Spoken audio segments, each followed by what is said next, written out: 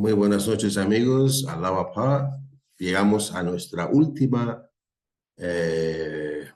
clase o reunión de estudios sobre la alianza, ¿no? Así que hoy, bueno, permítanme compartir con ustedes ese material tan interesante que nos ha acompañado durante todo ese tiempo. Agradecemos a sus autores una vez más. Recordemos que fue preparado para los Bahá'ís de habla china y, bueno, ahora lo estamos usando nosotros. No sé si lo pueden ver, todos están bien, ¿no? Estamos en la última parte, la lección 9, que habla sobre la firmeza y constancia en la alianza, y vimos que la alianza es un escudo, ¿cierto? Es un escudo que nos protege y que eh, nos protege del error, ya que como ha pasado en las dispensaciones anteriores, cuando no estaba ya la manifestación presente en la tierra y no había un sucesor designado, nombrado, que todos aceptaran sin cuestión, eh, eso dio lugar, obviamente, a discrepancias, a diferentes interpretaciones y en poco tiempo la religión de Dios su unidad fue rota y se convirtió pues en cientos o miles de sectas y cada uno lucha o de alguna forma interpreta a su modo, ¿no? La única verdad que existe, ¿no? Gracias a Dios en nuestra religión, en nuestra época, ya la humanidad, como dice Shoaib Effendi, ha contado y cuenta con la capacidad necesaria para poder llevar las exigencias de este poderoso instrumento que llamamos la alianza. Y después hablamos también de las condiciones que nos exigen, ¿no? La condición era, obviamente, la firmeza en la alianza, ¿no? Eso es lo que nos dice Abdul Baha, ¿no? Abdul Baha dice que la primera condición es la firmeza en esta alianza. Y la segunda dice, acá no sé si lo podemos encontrar por aquí, la segunda dice que haya ese espíritu de comunión, ¿no? Y de amor y de unidad entre los creyentes. No lo encuentro ahora el segundo, pero bueno, ¿no? Entonces, de ahí, perdón, aquí está. La segunda condición es tener comunión y amor entre los creyentes. Acá está. La segunda condición, comunión y amor entre los creyentes. Entonces, amigos, no basta ser firmes, obedientes a la alianza si entre nosotros no hay esa verdadero amor y comunión, ¿no? Una cosa que nazca de nuestro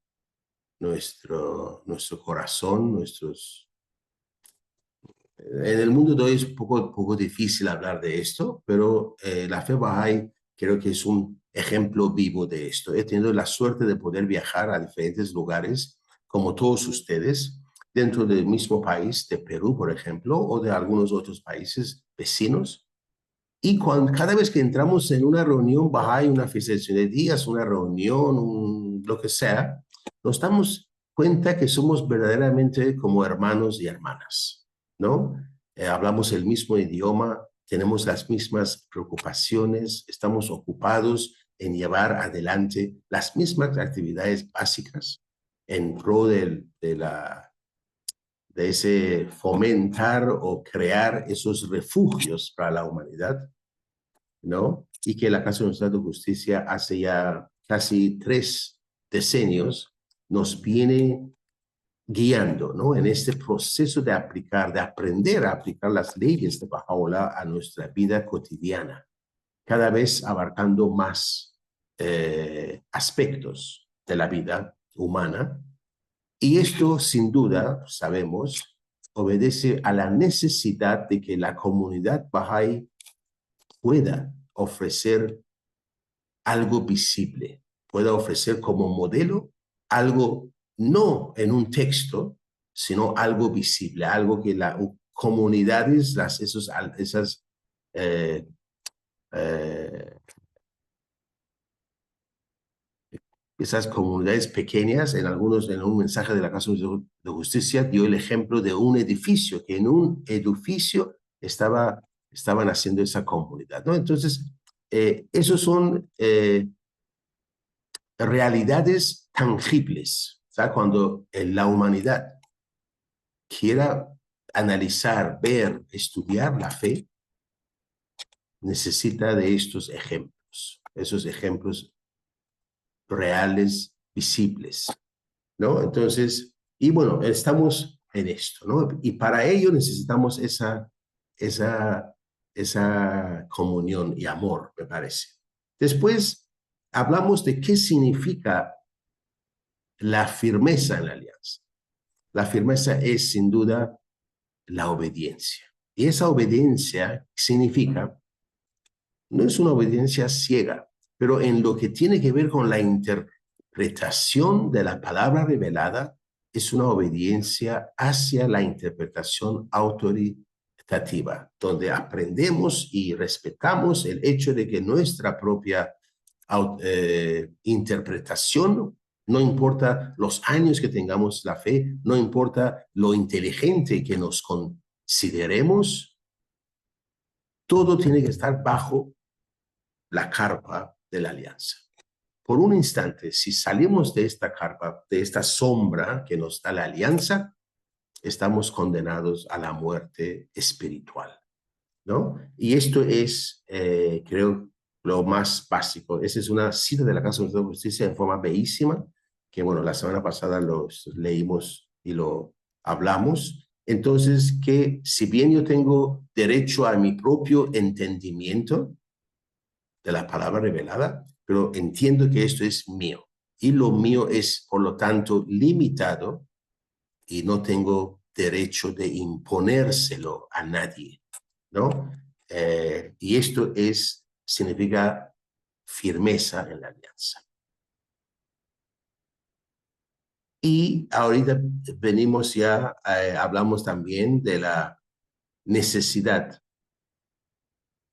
de firmeza en la alianza, ya que entendemos que la alianza preserva la unidad de la causa de Dios, de la fe Bahá'í, ¿cierto? Entonces, y la alianza, su propósito es evitar las diferencias. Yo y otro no podemos discutir, tendremos que volvernos hacia el centro de la alianza o el centro de la causa y preguntar, ¿qué significa esto? Entonces nos van a decir, Abdul Baha lo explicó así, Shoaib Effendi lo explicó así, etc. Entonces, esto es lo que tiene valor. El resto carece de todo valor. Leímos todas esas citas, ¿cierto? Inclusive Abdul Baha nos dice que las confirmaciones del reino de Abha van a descender en forma ininterrumpida sobre aquellas almas que son firmes en la alianza, ¿cierto? Entonces, esa condiciona a que esas confirmaciones puedan descender sobre nosotros cuando nos levantemos a servir la causa, pero la condición es que estemos firmes en la alianza, que entendamos que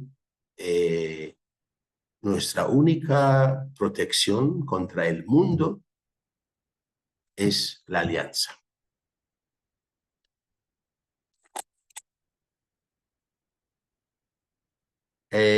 Vamos entonces a ir a la última parte que tiene que ver con la importancia de la recitación diaria de los santos versículos de Dios.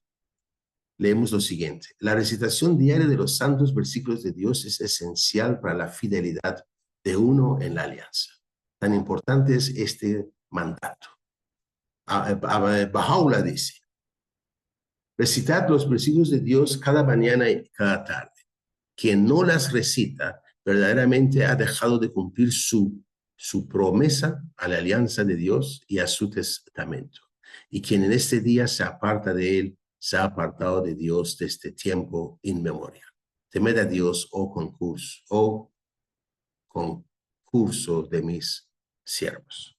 Amigos, esta es una pequeña cita que, bueno, para mí es más, está refiriéndose a la bendita belleza más a la alianza mayor, pero lo importante que me parece que nos abre la puerta para ser firmes en la alianza, no basta decir, ya está bien, yo acepto y digo amén a todo lo que dice la cabeza de la fe. Es más bien, para ser firme en la alianza hay que llevar a cabo, hay que llevar una vida Bahá'í en lo posible. Nadie es perfecto y todos nos hemos caído y sin duda vamos a caer en el futuro también. Eso sin duda pasa. Cada uno tiene sus pruebas y cada uno tiene su forma de lidiar con estos, ¿no? Pero vivir la vida Bahá'í, estar ocupados en la vida comunitaria, estar ocupados en el servicio a la causa de cualquier forma, de alguna forma, cada uno tiene sus posibilidades, sus capacidades, sus gustos inclusive, ¿no? Pero recordemos, amigos, que la alianza nos mantiene unidos. Y esa unidad sin amor verdadero no significaría mucho. No es una unidad forzada, es una unidad que nace del corazón. Vamos, amigos, antes de hacer un pequeño resumen, vamos a contestar algunas preguntas para terminar con esta sección, la 9ª sección o lección. ¿Cuáles son las 2 condiciones requeridas de los creyentes para preservar la unidad de la fe? La alianza y amor. Ok, firmeza en la alianza y comunión y amor entre los creyentes. Gracias, don Daniel. ¿Qué preservará la unidad de la religión de Dios?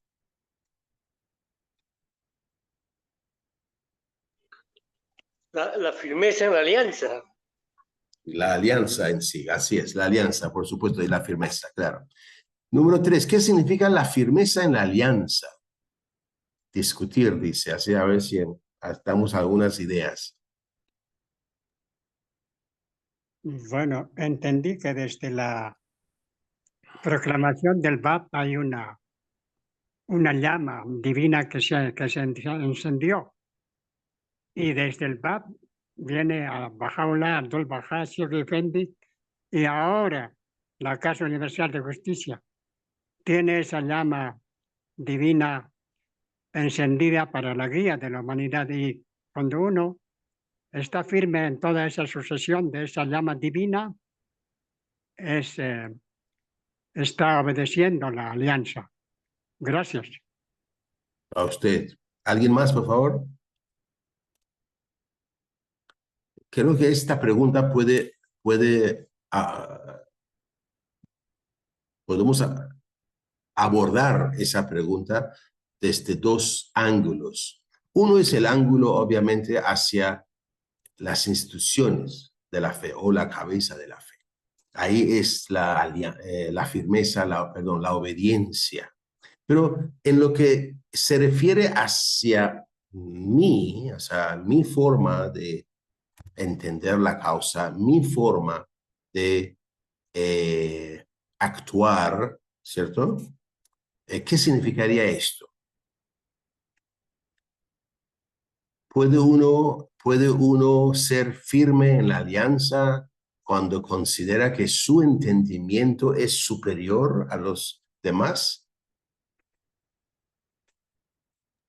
No. No, eso es inadmisible en la comunidad según el guardián, uno tiene el derecho de interpretar, pero no tiene el derecho de imponer su criterio, por muy bueno que le parezca, ¿no? Hay una cuestión, hay un principio esencial en la fe Bahá'í que es la unidad. Y eso es a partir del individuo, cómo actúa y se comporta dentro de su comunidad. Tiene que ser motivo de unidad siempre, porque esa es la meta suprema y es el fundamento de la causa divina, la unidad del individuo, la unidad y de la unidad de la humanidad. Gracias, Humberto. Entonces, si debemos siempre trabajar para la unidad y esa armonía en la comunidad, ¿tendremos que ser indulgentes a veces?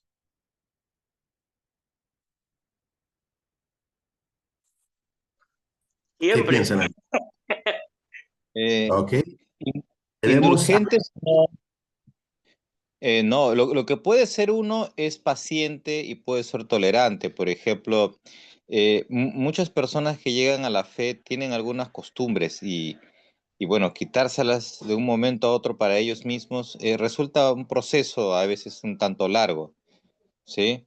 No es que no quieran obedecer, sino es que son costumbres que ya pueden tener arrastrando por generaciones. Entonces se tiene que ser un poquitín paciente, ¿no? Eso es diferente. Ahora, en cuanto a indulgencia, me parece que es como en cosas que son centrales, e importantes en la fe. Por ejemplo, en la cuestión sobre participación en política, ahí se tiene que ser, las instituciones tienen que ser muy claras, ¿no? Muy claras, sobre todo si alguien pretende implicar cosas de la fe en algo de activismo político. No se puede, ¿no? Y ahí no importa si es Bahá'í nuevo o antiguo. Pero si alguien, por ejemplo, llega a la fe y tiene el hábito de tomarse pues un aguardiente para la garganta cuando tiene tos porque su abuela le dijo que eso es bueno, hay que ser bastante comprensivo y educar a ese creyente con amor. No se le puede estar persiguiendo ni hacerle sentir mal.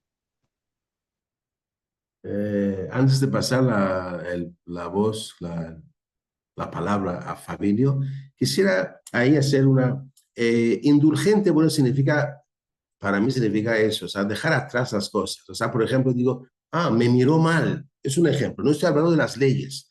Nosotros como bajáis no podemos juzgar a nadie, no podemos actuar de policías, por si acaso. Son las instituciones.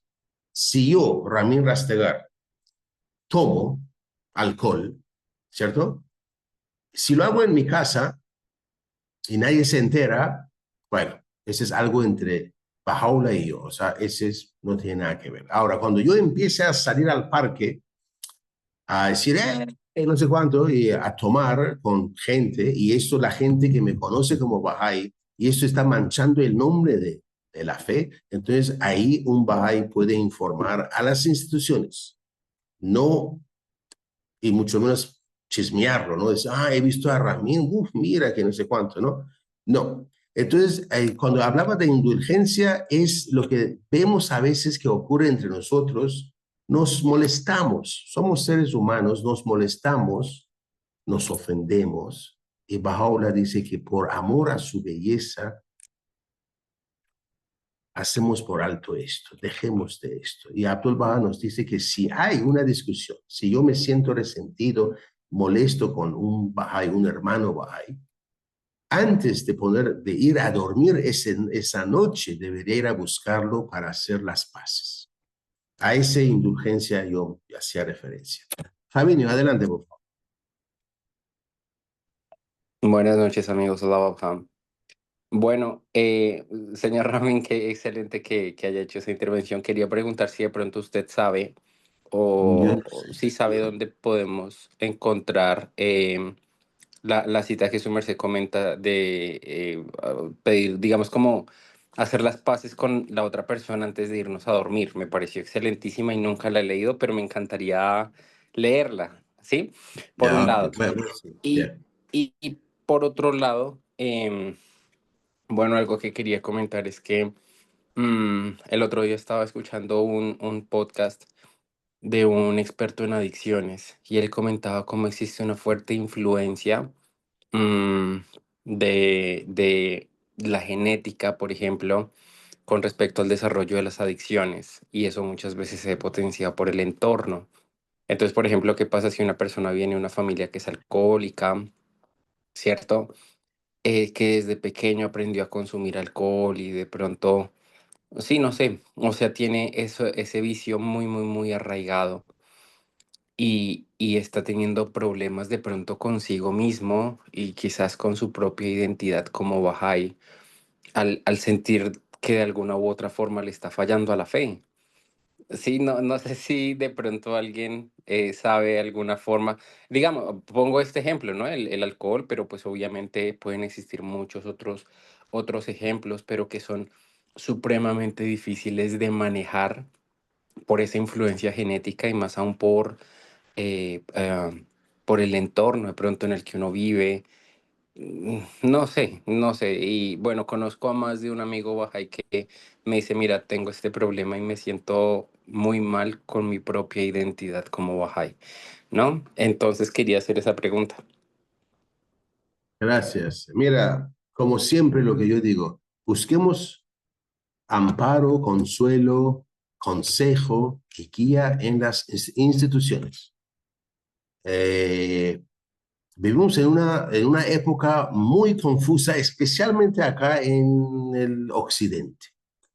Se justifica todo, ¿no? Yo mismo he visto programas científicos donde dicen que el que asesinó a 28 jóvenes en 40 años, ¿cierto? Y que encontraron sus cuerpos en su patio, por ejemplo, después de tantos años, era porque en su cerebro tenía no sé qué cosa, y para mí eso no es tan fácil, ¿no?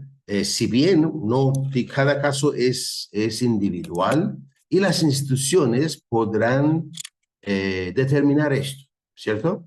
Yo no digo que sea 100% para eso, pero el alcohol sin duda tiene que ver algo cultural. Yo vivo acá en Ica y yo no tomo. Y Ica es la tierra de vino y de pisco en el Perú. Y muchos, a mí, a lo largo de esos 40 años que estoy viviendo acá en Ica, me han dicho, ¿y tú qué M haces aquí? Porque me invitan a tomar, yo digo, yo no tomo. Entonces me dicen, oye, sí, vives en Ica, ¿no? Pero insisten y yo digo, no. Y a veces me han ofendido también, ¿no? Entonces, para ellos va a ser muy difícil, obviamente, y ese es un proceso, ya se ha hablado de eso. Shogefendi mismo habla de ciclos y la Casa Nacional de Justicia, ¿qué nos dice en sus últimos mensajes? Que esos cambios se van a presentar durante muchas generaciones, ¿cierto? Entonces, estamos hablando de varios ciclos, en mi opinión, ¿no? Pero una vez más, yo insisto en que si yo tengo un problema, debo ir a la asamblea local. Y si por algún motivo la asamblea local no tiene la capacidad o la madurez todavía de atenderme, voy al nacional, a algún miembro del cuerpo auxiliar, a algún consejero. Sin duda, vamos a encontrar ayuda, me parece a mí, ¿no? O sea, para eso estamos en un proceso de madurez, ¿cierto? De maduración, mejor dicho. Entonces, aún no somos maduros como Bahá'ís y por lo tanto nuestras instituciones están aprendiendo. Pero es maravilloso cuando nos enteramos de cómo la Casa Universal de Justicia está educando a sus asambleas nacionales, a nuestras asambleas nacionales, ¿no? Les está dando la obligación de atender asuntos que nunca antes habían hecho. Acá en el Perú, por ejemplo, ha habido varios de estos y recién yo me he enterado en la última convención que tuvimos hace unos meses y me dio mucha alegría como la Casa Universal de Justicia, como un padre amoroso, no dice, ya hagan esto, hagan, no, dice, a ver, intenten resolverlo ustedes, ¿no? La señora Moniré y después la señora Mercedes. Adelante, por favor, Moniré. Sí, como dijo usted, tenemos instituciones y también terapia. Las personas que tienen problemas, existen psicólogos, psicólogas, montón de puertas que pueden tocar y pueden ayudar a esa persona. primero, nosotros Bahá'í no, por ejemplo, yo tengo problemas, tengo que, como dijo el señor Ramin, no voy a decir a una persona, puede ser que esa persona está bien, que tenemos una amistad muy buena, este que otro. Puede ser esta persona no tenga la capacidad, después va a divulgar que, por ejemplo, tal persona me dijo esto y esto. Como una confesión va a ser como una persona frente a otra persona. Primero, bueno, hay que orar y también hay que pedir a las instituciones que nos ayuden y la terapia más importante. Por ejemplo, el psicólogo, algunas otras instituciones de otro índole, no solamente instituciones de la fe Bahá'í que puedan ayudarlo. Eso yo quería agregar. Gracias. A usted, gracias. Señora Mercedes. Sí, recordando al consejero Atos Costa, que fue por años consejero para Chile, él decía, por ejemplo, que llevaba las enseñanzas de nuestra amada causa a los Aymará. Y los Aymará mascaban mucha coca y también consumían mucho alcohol. Y decía que él no iba a ir contra esa cultura, esas generaciones que por años han hecho esas actividades. Y que por lo menos sus hijos, los nietos, se podían ya enseñarles la fe y los nuevos principios que tenemos en cuanto a no consumir alcohol ni consumir drogas. Gracias, gracias. Sí, realmente no es fácil, pero la causa tiene espacio para todos, ¿cierto? Y hay que aprender a ser yo soy persa de nacimiento y yo para algunas cosas soy lamentablemente, muy radical, no puedo aceptar ciertas cosas, pero he aprendido a lo largo de estos años de que en la fe todo hay que dejarlo en manos de las instituciones. O sea, algún día, sin duda, la Casa de Justicia nos va a pedir ya ir aplicando cada vez más leyes, más, no sé, prohibiciones y todo eso, en forma, digamos, de mandato o de puntos que necesitan ser consultados, ¿no? Por ahora, no debemos ser muy, como digo, los bahá'ís no somos policías, no somos espías, viendo a ver qué está haciendo Ramin, ¿cierto? En su casa. No podemos hacer eso. Y si vemos alguna cosa, nos callamos y solamente si pensamos que eso daña la fe, vamos y hablamos con las instituciones. Nada más, ¿no? Bueno, don Daniel, y vamos a continuar. A ver, don Daniel. Bien, para ser breve, respondiendo a la pregunta del amigo, es que acá la Asamblea Espiritual Local donde vivo ha establecido un comité de bienestar de la comunidad, ¿no? Donde hay un médico, un psicoterapeuta y una trabajadora social. Entonces ellos se ocupan de hacer un seguimiento y acompañamiento de los jóvenes o señoritas que tienen este problema del alcohol, o también hay drogodependencia, o también hay problemas con el homosexualismo, que es parte de una sociedad que decadente y desintegrándose. Entonces, nosotros no estamos al margen de toda esa influencia. Para eso, entonces, ese comité de gente profesional hace un seguimiento, ¿no? Y tiene buenos resultados. Sino también hace un trabajo interinstitucional con la Iglesia Católica, que tienen ellos Alcohólicos Anónimos, donde allá se presentan anónimamente. Entonces también hay gente profesional, médicos, psicoterapeutas, trabajadores sociales, que hacen todo el seguimiento de acompañamiento, no solamente al individuo afectado, sino a su familia. Eso es muy importante. Y en cuanto a la cultura aymara quechua, sí, ese hábito de aculicar coca y también el alcohol.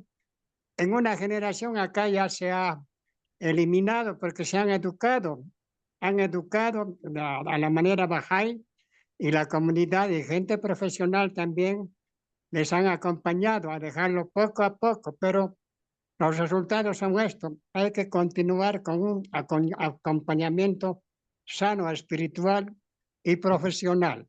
Gracias. Gracias a usted, don Daniel. Muy bien, entonces, para continuar nada más, voy a asegurarles, en mi opinión, una opinión personal, que no solamente las instituciones y la fe Bahá'í va a cambiar el mundo. Mismo ser humano está cambiando y está poniendo en práctica lo que Baha'u'lláh quiere, aunque no se dé cuenta. Yo tengo más de 60 años, 61 años para ser exacto. Cuando llegué a Perú hace 40 y tantos años, 44 años me parece más o menos, todo el mundo andaba con el cigarrillo, fumaba.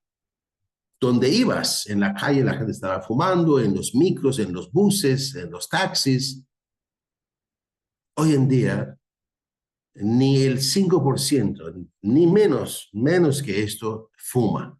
Y si fuma ese 5%, es cuando está en una fiesta, por ejemplo, hace un cigarrito. En mi época, cuando yo era joven, todo el mundo andaba con su cajetilla en el bolsillo, ¿no? Y miren lo que ha pasado. La gente, la misma ciencia ha demostrado que es malo. Y hoy en día cada vez más escuchamos, ¿qué nos dicen los doctores cuando alguien tiene alguna enfermedad? ¿Qué nos dicen? No tomes alcohol, no puedes tomar alcohol. Punto. Entonces, eso mismo está, yo les aseguro que de acá a 50 años, mucho menos personas van a estar consumiendo alcohol, ¿cierto? ¿Por qué? Porque el conocimiento humano está yendo hacia lo que la manifestación de Dios ya nos ha dado, ¿no? Abdul Baha hace tantos años dijo que el ser humano va a volverse vegetariano en algún futuro. ¿Qué está pasando? ¿Cuántas miles y miles de jóvenes especialmente ahorita están cada vez consumiendo menos carne?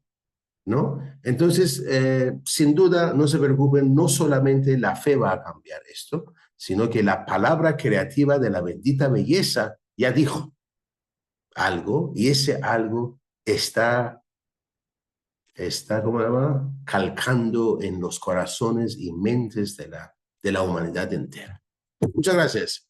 Entonces, existe una distinción, dice el número 4, es una pregunta, ¿existe una distinción clara entre la interpretación autorizada y la comprensión individual?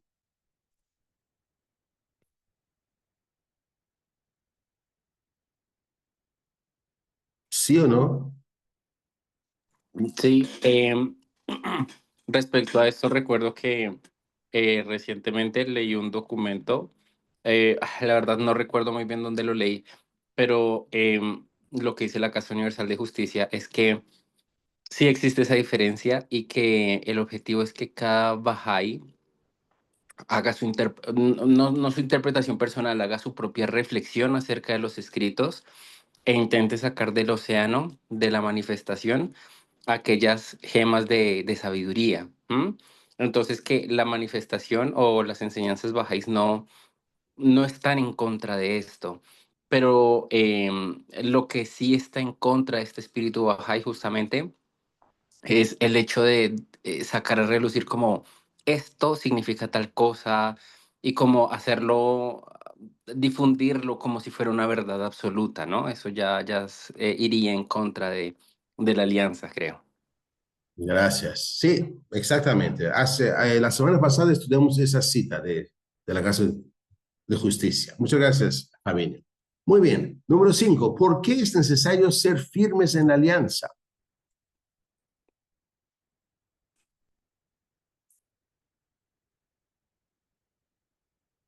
Amigos. Yo entiendo porque esa firmeza va repercutir en el éxito de la fe a nivel mundial, a nivel local. Cuando una sociedad está compuesta por individuos que tienen principios morales y todo lo que trae la fe, la seguridad de que el trabajo que se haga por la humanidad va a ser exitoso, va a ser rápido, bueno, relativamente rápido, porque si no existe compromiso de parte del creyente hacia los principios y la obediencia, pues todo se desequilibra, se descompone, se hace más difícil. En ese sentido lo veo así. Gracias, Humberto. ¿Y qué pasaría si yo salgo de la alianza? O sea, yo ya no soy firme en la alianza, ataco, digo, contradigo, digo, no, están mal. Yo, lo que digo yo es verdad, ustedes están mal. Termino muriendo espiritualmente. Recordemos las citas. El que sale de la alianza, bajo la misma, cuando se dirige esa tabla a su hijo, Mirza Muhammad Ali, por lo que había hecho, le dice, por un instante, si sales de la causa de Dios, estás perdido, ya no hay punto de regreso, ya fuiste. Badí. Hay algunas situaciones que son como, podría verse como debilidad en la alianza, ¿no? Sí, debilidad en la alianza propiamente, aunque no son exactamente estar en contra del convenio, sino son como debilidad en la alianza. Es cuando un creyente, por ejemplo, no muestra humildad y respeto hacia las instituciones, a sus instituciones locales. No estoy hablando hacia la cabeza de la fe, sino que puede ser, digamos, irrespetuoso cuando se dirige a las instituciones de su localidad, incluso podría pasar, ¿no? De su país. Es irrespetuoso y algo desobediente, o nada de eso, pero se involucra en política, ¿no? Entonces son condiciones que se podrían ver como debilidad en la alianza, ¿no? Pero no es exactamente que la persona está rompiendo la alianza, ¿no? Sino que hay una cuestión de debilidad que podría eventualmente degenerar en eso también, podría pasar, pero no necesariamente. El creyente así podría perder sus derechos, podría terminar inactivándose, ¿no? Y viéndosele muy rara vez cada 4 años, 5 años en un día sagrado o algo así, ¿no? Ok, gracias. Gracias. Amigos, recordemos. Fabinho, perdón, no te había visto. Adelante. Sí, perdón. Quería preguntar, digamos que una persona lleva 3 años siendo Bahá'í. No sé, se me ocurre por alguna razón, opta por dejar de serlo. Es que acá en mi comunidad hay un señor, pues él tiene sus hijos y la hija de él conoce la fe y se declaró Bahá'í, pero después de eso dijo, ya no quiero ser Bahá'í, ¿no? La pregunta es, ¿ella clasificaría como una rompedora de la alianza? O no sé, o sea, sí, no sé, o qué repercusiones podría haber en ese caso particular. Ninguna. O sea, si yo digo a la asamblea local o nacional de mi país o de mi pueblo, ya no quiero ser Bahá'í, bueno, ya no formo parte de la comunidad Bahá'í, punto. Ya no soy Bahá'í, ¿no? Rompedor de la alianza es el que ataca la cabeza de la fe, ¿cierto? Y siembra dudas, ¿no? Entre los creyentes, ¿no? Lo que mencionó Badí, por ejemplo, cuando alguien, amigos, estamos en una etapa inicial de nuestra fe. Entonces, seguimos confundiendo la asamblea local, por ejemplo, con los 9 miembros. Entonces, si yo me considero más que los miembros, obviamente voy a empezar a hablar, no, ellos no saben, ay, no sé cuánto, ay, no sé cuánto, ¿cierto? Y eso es mi error, mi falla, no me convierte en rompedor de alianza, pero es un inicio. Si yo esto lo sigo y en la asamblea o las instituciones no me ayudan o yo no quiero que me ayuden, puedo, y si me mantengo como Bahá'í, insisto que soy Bahá'í, pero no acepto, no acepto, no acepto, no acepto, entonces obviamente estoy en este camino peligroso, ¿cierto? Pero a una persona que renuncia a la fe deja de pertenecer a la comunidad Bahá'í, por ende no puede ser rompedor de la alianza. Rompedor de la alianza necesariamente es un Bahá'í y que lucha contra la cabeza de la fe usualmente para tener liderazgo, usualmente, ¿no? Pero bueno, eso ya lo hemos estudiado las semanas anteriores con ejemplos y todo esto y con citas, ¿no? Entonces, ese material, si gustan, yo lo puedo compartir con ustedes después para que lo tengan para como repaso o para compartir con sus compañeros o sus comunidades. Muy bien, gracias. Espero que haya contestado, Fabinho. ¿Aún tienes la mano levantada? ¿Quieres hablar, Fabinho? No, perdón, la dejé levantada, gracias. Perfecto. Muy bien. Entonces, ¿qué se promete a los creyentes si son firmes en la alianza?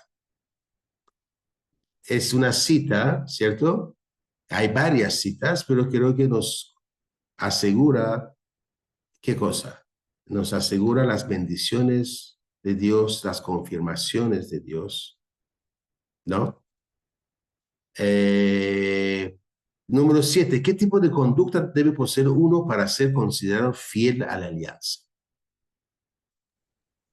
Bueno, sí, Don Daniel. básicamente habla de humildad, sumisión y servicio, ¿no? Porque ante la grandeza de la revelación del Bab, de Bahá'u'lláh y también de la sabiduría de Abdul Bahá y toda la guía divina que se ha lanzado a través de Shoghi Effendi, ahora la Casa Universal de Justicia.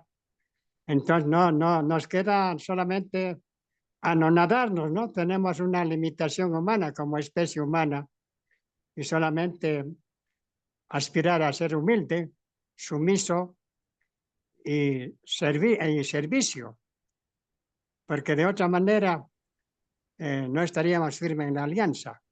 Gracias. A usted, gracias. Señora Mercedes. Sí, leer los escritos y orar mañana y tarde, porque eso nos va a permitir la cercanía a Dios y la espiritualidad y la unidad en la comunidad.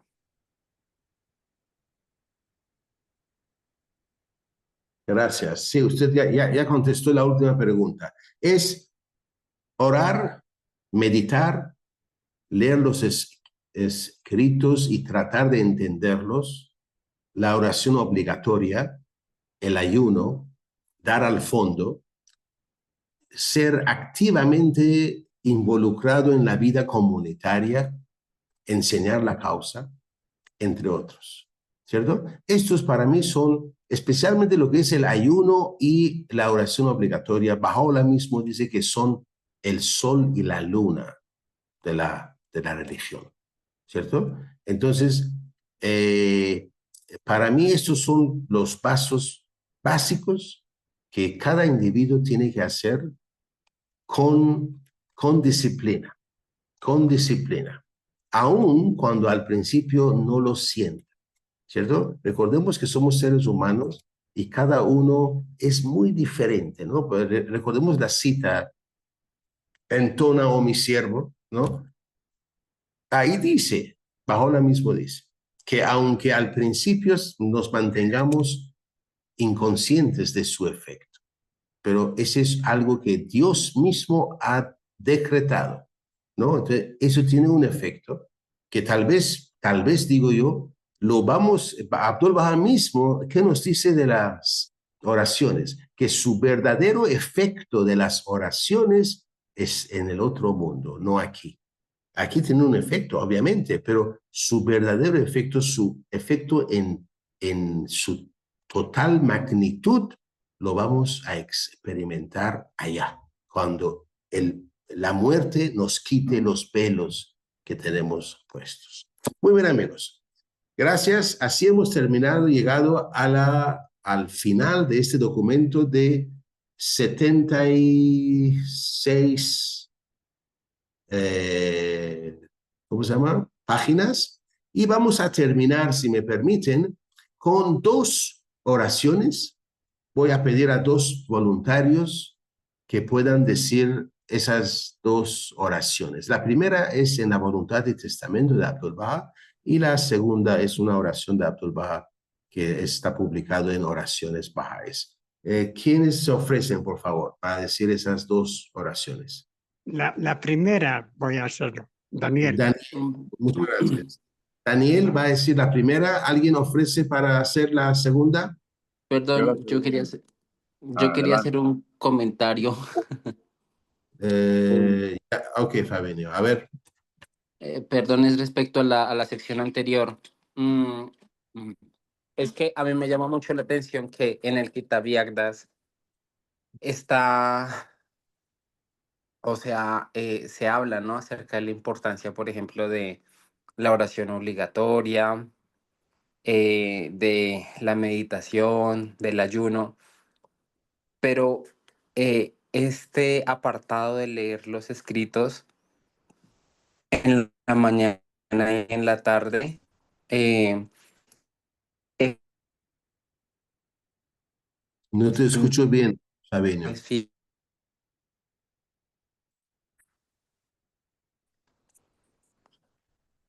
Fabiño, ¿Aló, me escuchan bien ahí?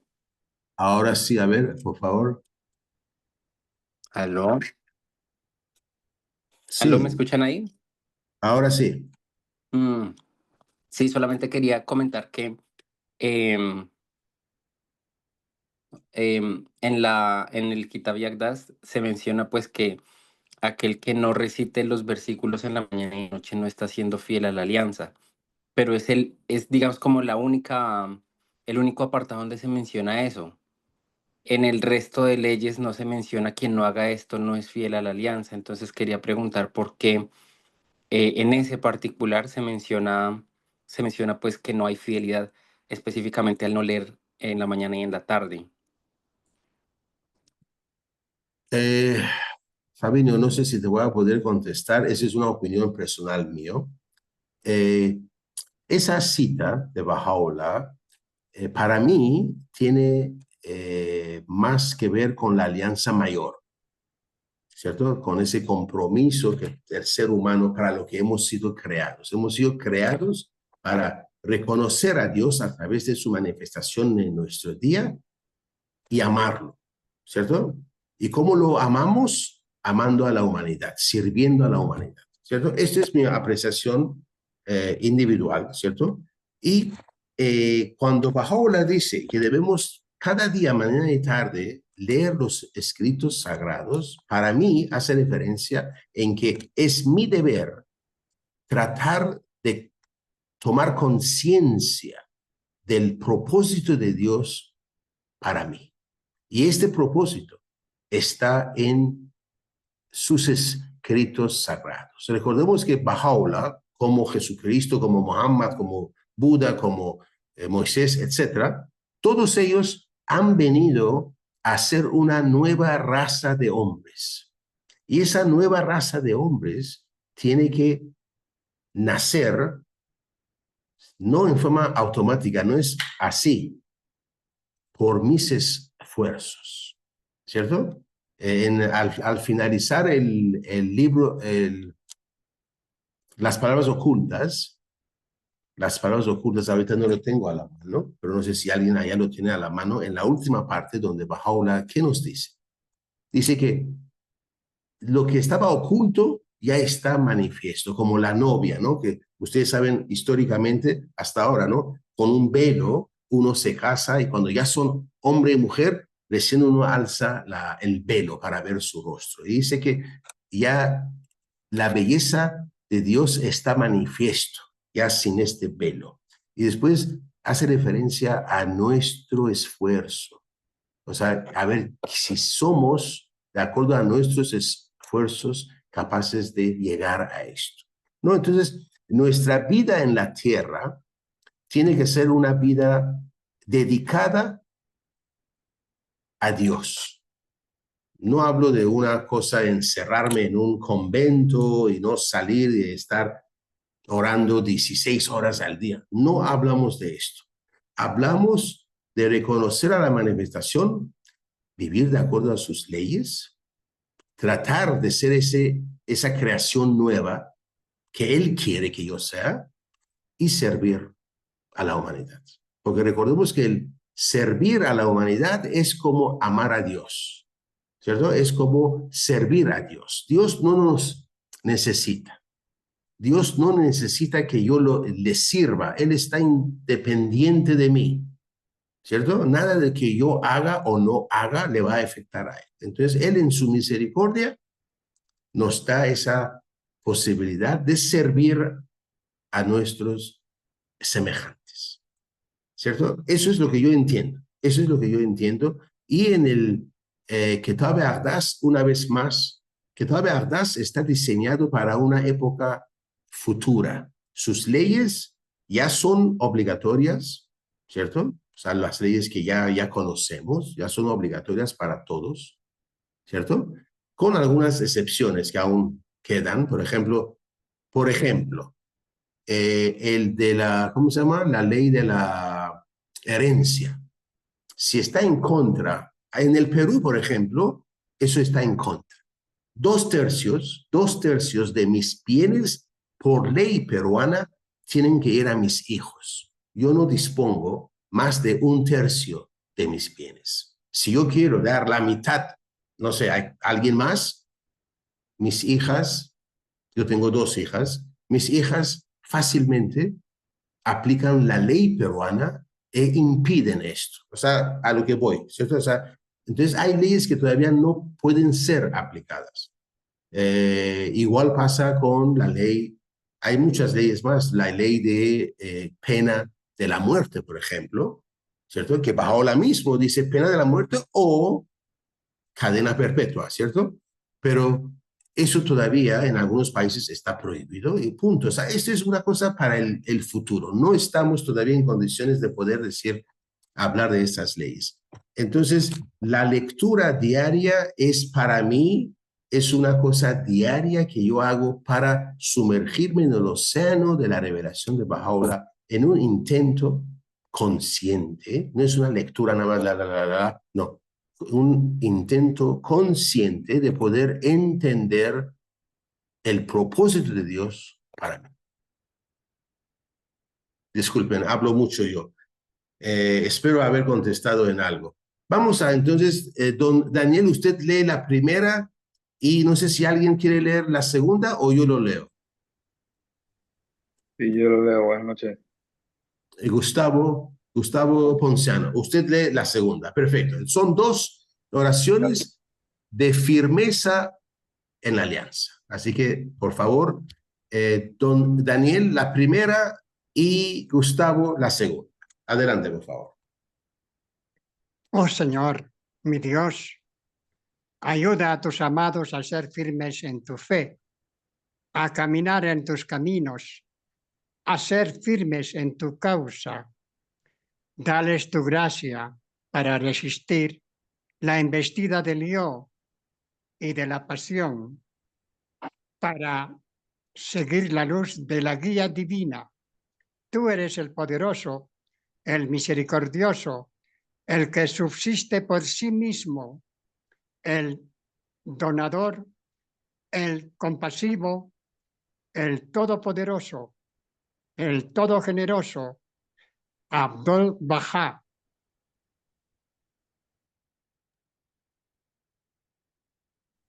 Firme nuestros pasos, oh Señor, en tu camino y fortalece nuestros corazones en tu obediencia.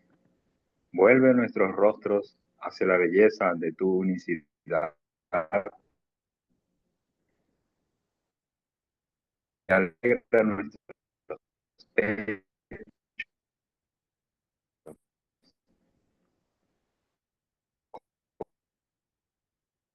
con los signos de tu divina unidad.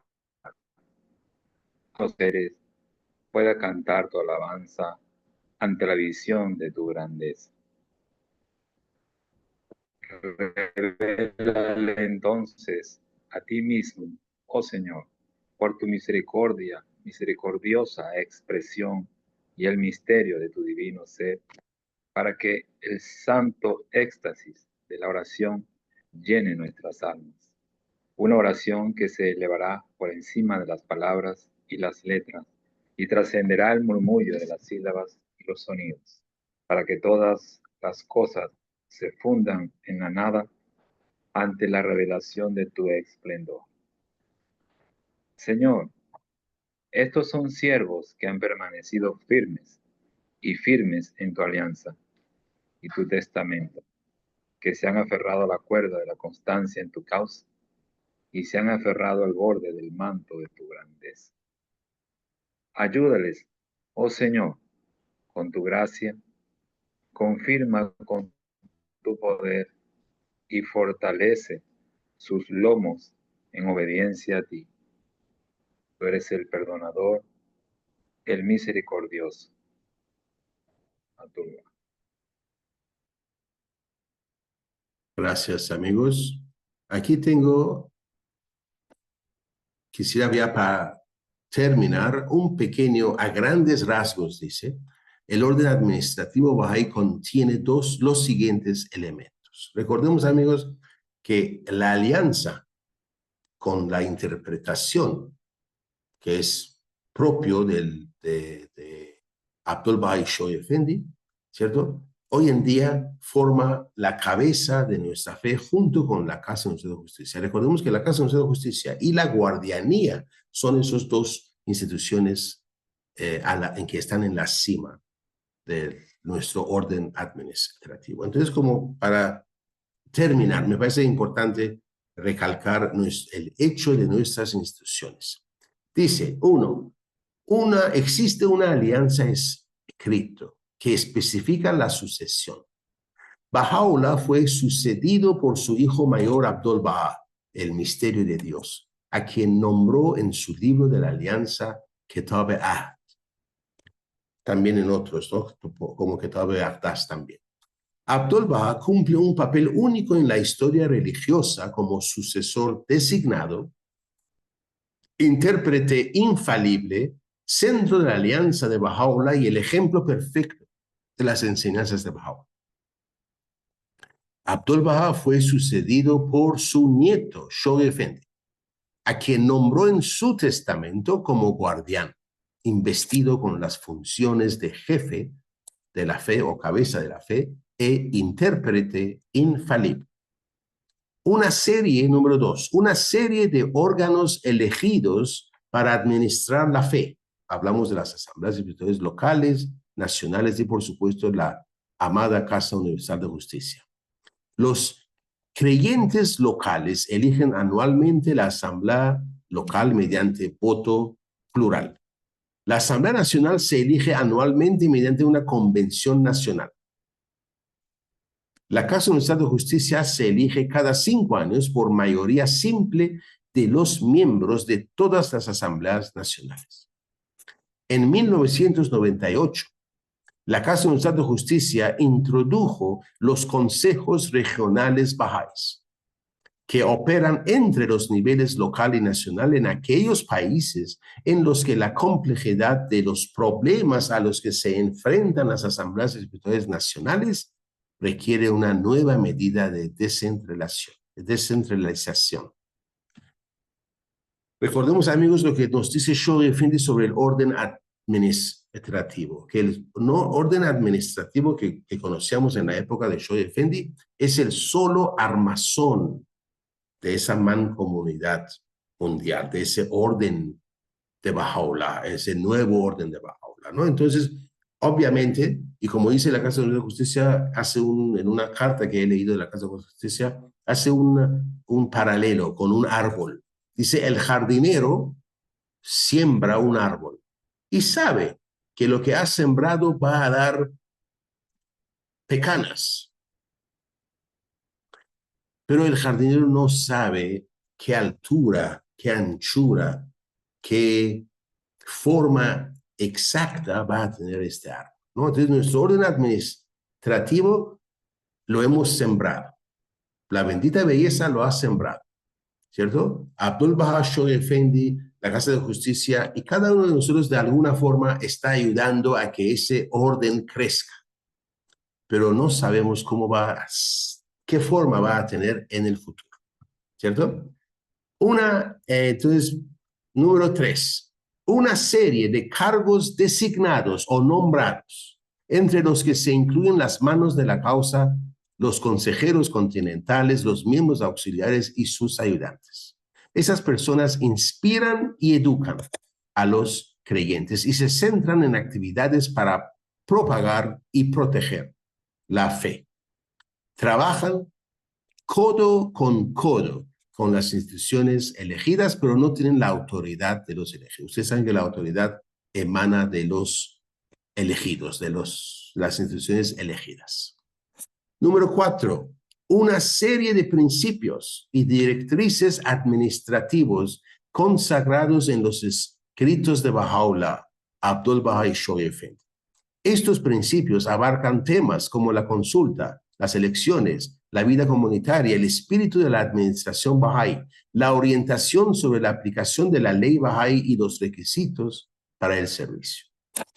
Número 5, infabilidad explícita conferida al centro de la alianza, una referencia a Abdul Baha, al guardián Shoghi Effendi y a la amada Casa Universal de Justicia. Número 6, derecho explícito y exclusivo de interpretación conferido tanto al centro de la alianza, Abdul Baha, como al guardián, Shoghi Effendi. Número 8, esfera de legislación de la Casa Universal de Justicia, definida por la guardianía. Todo esto lo vamos a encontrar en luces de guía, ¿no? Número 9, disposición específica para la excomunión de aquellos que atacan a la cabeza de la fe e intentan socavar la alianza firmemente establecida. A estas personas se les denomina rompedores de la alianza. ¿No? Una forma muy, muy condensada y aproximada, por supuesto, no es completa para nada, sobre lo que es el orden administrativo donde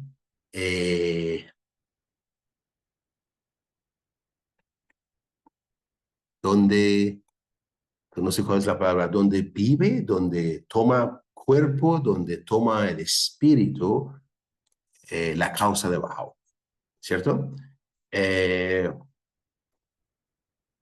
Bueno, amigos, por mí ya hemos llegado al fin de nuestro estudio sobre la alianza. Y como dije, para la próxima semana vamos a tratar, yo voy a consultar con algunos amigos que están aquí presentes, obviamente, pero a todos, por favor, les invito a que puedan hacer alguna sugerencia, ¿no? A mí personalmente mucho me gusta la historia, a mí me gustan las tablas, algunas tablas específicas. A mí mucho me gusta aspectos que tienen que ver con, ¿cómo le dicen eso? Cómo presentar el mensaje Bahá'í en un contexto intelectual. Y cuando hablo de esto, hago referencia a la comunidad internacional Bahá'í, ante las Naciones Unidas. Ellos publican regularmente documentos que son extraordinarios. Usualmente son de pocas páginas, pero la forma tan clara como presentan los principios bahá'ís aplicados a los problemas mundiales es todo un deleite, ¿no? Y uno va aprendiendo. Fabio, perdón, adelante. El mismo. Bueno, quería comentar que hay un libro que recientemente estuve revisando, que no es un libro, sí, o sea, no hace parte de las escrituras bahá'ís, pero habla acerca de su aplicación práctica, se llama La fuerza dinámica del ejemplo. No sé si de pronto ya fue revisado o si de pronto alguien ya lo ha leído. Yo he escuchado que es muy bueno, pero pues quería igual preguntar, no sé ustedes qué opinan. No conozco el libro, la verdad. Fuerza dinámica del ejemplo, de Daniel Jordan. ¿Aló? Sí, sí, te escuchamos. No Sí, era este es. Blumenthal, del psicólogo Blumenthal, parece que era la No, fuerza. la fuerza dinámica